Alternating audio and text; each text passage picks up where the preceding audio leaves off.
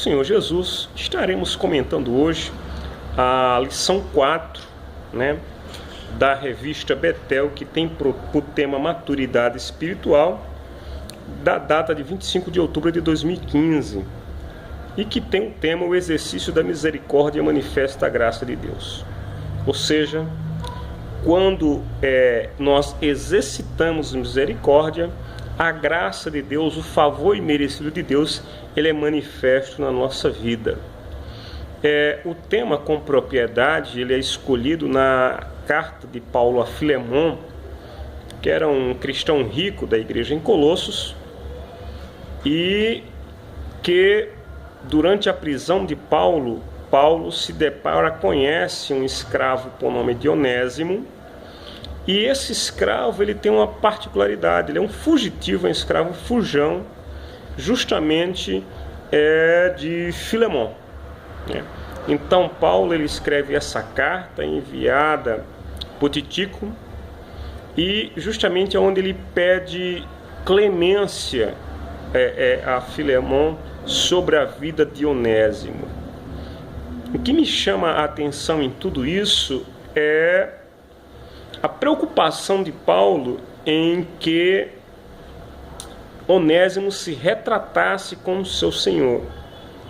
E Paulo, em contrapartida, escreve essa carta pedindo misericórdia a Filemon pela vida de Onésimo. Ou seja, nós precisamos enfrentar os nossos erros, as nossas falhas, e sempre debaixo rogando a misericórdia a Deus.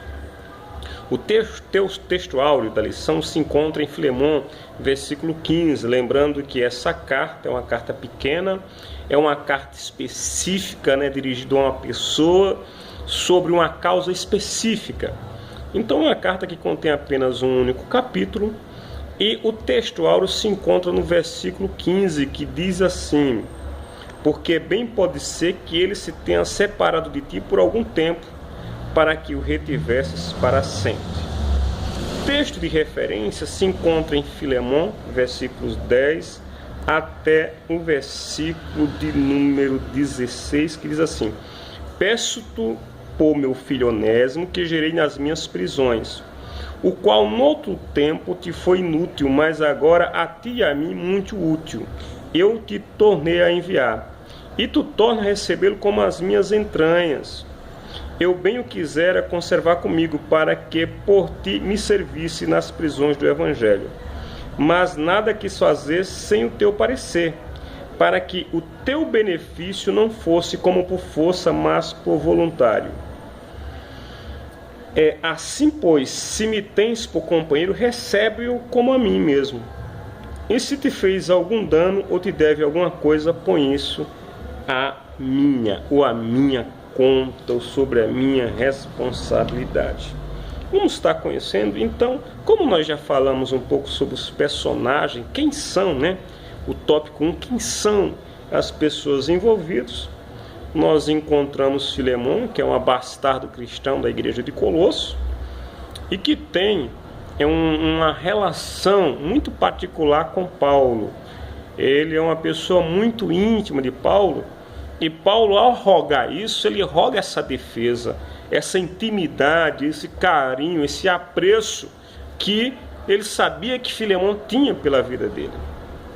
Do outro lado, nós vemos na questão do Onésimo. Onésimo foge por algum motivo, acaba sendo preso e conhece Paulo nessas prisões, se converte a Deus, com certeza relata a sua vida, no caso, para Paulo, e pareceu muito bem a Paulo prover, fazer com que houvesse esse reencontro, essa reconciliação entre Onésimo e entre Filemon. Ok? Vamos lá. Então, como já vimos, Filemon era o líder da igreja, um dos líderes da igreja, e Onésimo, ele era o escravo que fugiu. Quando nós falamos em maturidade espiritual, uma coisa que é fundamental na maturidade espiritual é a questão da misericórdia, perdão. Apenas uma pessoa madura ela consegue aplicar, viver misericórdia, porque misericórdia é um exercício que nós temos que praticar no dia a dia. Por quê? Porque constantemente nós somos envolvidos em situações em que nós tanto podemos usar misericórdia, como nós podemos usar, digamos, a nossa vã justiça, né? E a nossa vã justiça, ou a justiça segundo os nossos olhos, ela acaba sendo de certa forma relativa, porque justo mesmo é a justiça divina, é a justiça de Deus. E a justiça de Deus, ela é feita, ela é regada hoje, né, sob a graça de Deus, sobre a salvação, o sacrifício de Cristo, ela é regada pela misericórdia do Senhor para com as nossas vidas. Então o cristão ele precisa exercitar isso, exercitar na sua vida misericórdia. Um cristão maduro espiritualmente, ele é um cristão misericordioso.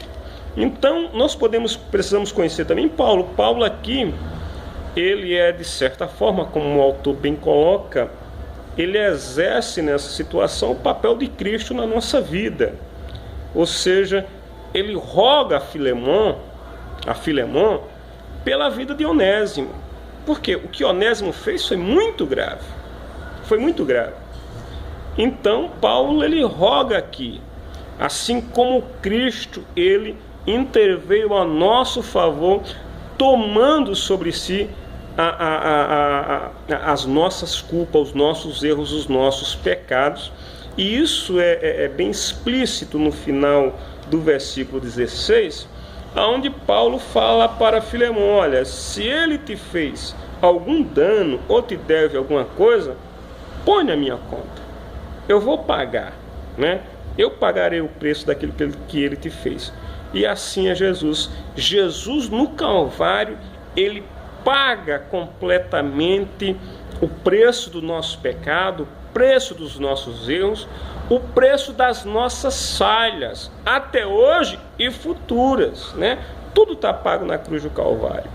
Nós só precisamos estar debaixo da misericórdia de Deus para alcançarmos todos os dias o perdão de Deus através da intercessão de Jesus Cristo nas nossas vidas. O versículo o 2, onde trata sobre a conversão de Onésimo, né? 2 Coríntios 2:10 falam algo também sobre isso. E Paulo manda ele até Filemon rogando pela graça, pelo favor merecido. Ou seja, Paulo era ciente da gravidade do erro, e vale lembrar que naquela época a escravidão era uma coisa comum naqueles dias. Então, pessoas cristãs, que eram pessoas ricas, abastadas, tinham escravos.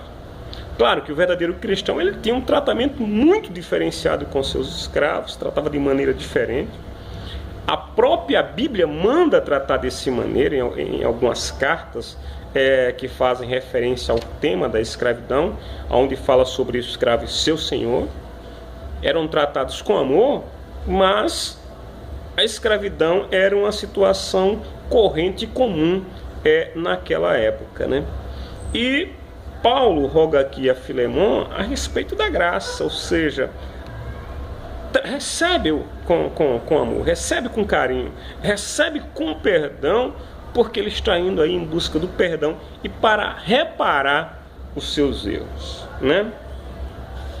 Outra coisa que nós vemos é que Paulo faz referência à maneira como encontrou. Olha, é um filho, Onésimo é para mim um filho que foi gerado nas minhas prisões. Eu conheci nas minhas prisões e é uma pessoa útil. Coisa interessante isso, é útil, né? E inclusive Paulo faz referência, né? Menciona, olha, se ele te foi inútil algum dia, né? Se foi inútil algum dia, nas minhas prisões me foi muito útil e é útil. Ou seja, aqui Paulo faz a referência sobre a conversão de Onésimo. Ou seja, quando a pessoa se converte, ela passa a ser útil ao reino de Deus, ela passa a ser útil à sociedade, ela passa a ser útil à sua família.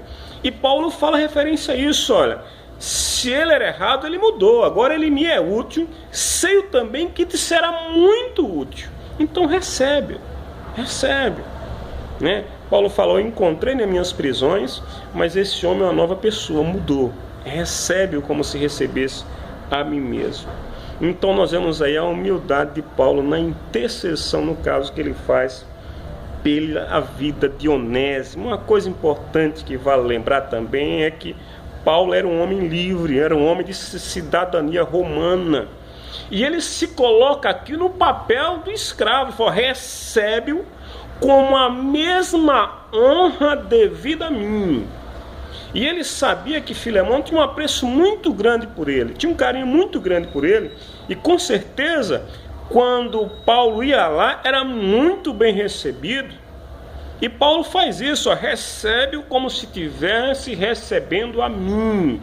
Naqueles dias esse tipo de coisa tinha muito valia, tinha muita importância, e Paulo sela isso enviando em carta, em uma carta enviada, né?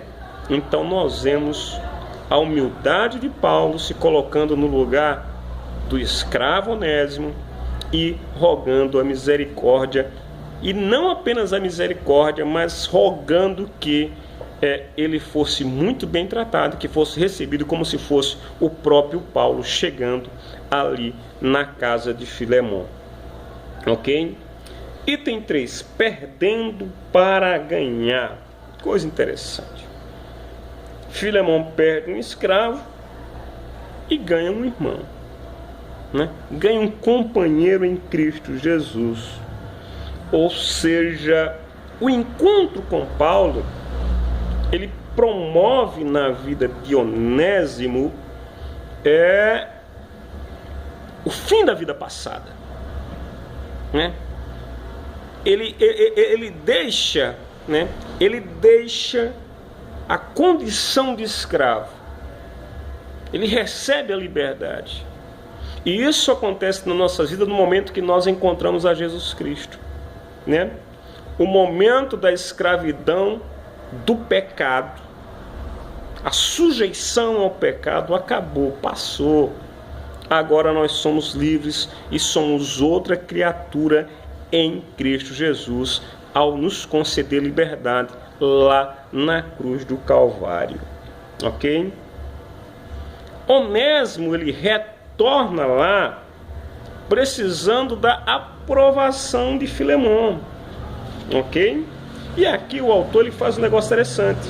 Precisamos estar atentos para entender como Deus está se movendo para que as verdades do mundo espirituais não passem desapercebidas. Ou seja, precisamos estar atentos com o que está acontecendo. Ok?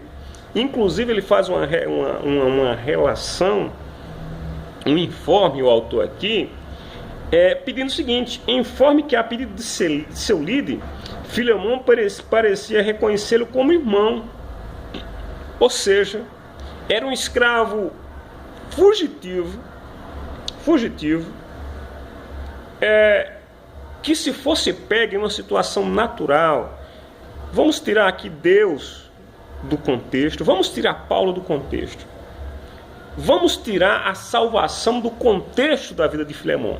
Se Filemão botasse como cidadão normal, se ele botasse a mão em Onésimo, a punição seria severa, porque naqueles dias, escravo não era uma pessoa, era um objeto, era, como muitas das vezes, valia muito menos que um animal. A punição seria severa até para servir de exemplo para os demais escravos que ele possuía. Mas, colocando agora Deus na vida de Filemão, Paulo no contexto intercedendo, e Onésimo convertido, Filemão ele se atém, ele se dá conta que as coisas não eram mais como antes, mas que Deus tinha provido uma grande mudança em tudo aquilo. Então ele recebe de maneira diferente a Filemão, observando o agir de Deus. Um crente maduro espiritualmente tem que estar atento ao agir de Deus e entender que Deus muda não apenas a nós mesmos, mas que Deus é poderoso para mudar as circunstâncias também à nossa volta.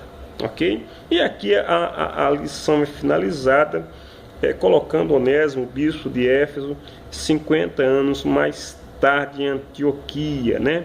Então aqui faz um retrato a respeito da pessoa de Onésimo, mas eu queria finalizar essa lição trazendo para você justamente isso, para que você passe aos seus alunos, para você questione, no caso, junto aos seus professores, o exercício da misericórdia de Deus. Então, misericórdia nós praticamos no nosso dia a dia. Misericórdia praticada. E eu só consigo exercer misericórdia a partir do momento em que eu estou no poder e no direito, entenda muito bem isso, de exercer a justiça. Então, no momento que eu estou no direito de exercer a justiça, é o único momento em que eu consigo exercer a misericórdia. Exemplificando melhor, alguém comete um erro com a minha pessoa, comete um erro com você, e esse erro vem à tona. E você aí tem a oportunidade de fazer aquela pessoa pagar pelo seu erro. Isso é justiça. A pessoa errou com você. A pessoa lhe fez o mal e você agora está na condição de agir com justiça com ela. Aí você percebe o mover de Deus à sua volta. Você percebe as mudanças que Deus fez na tua vida, que o Espírito Santo fez na tua vida. E aí, nesse momento, você perdoa.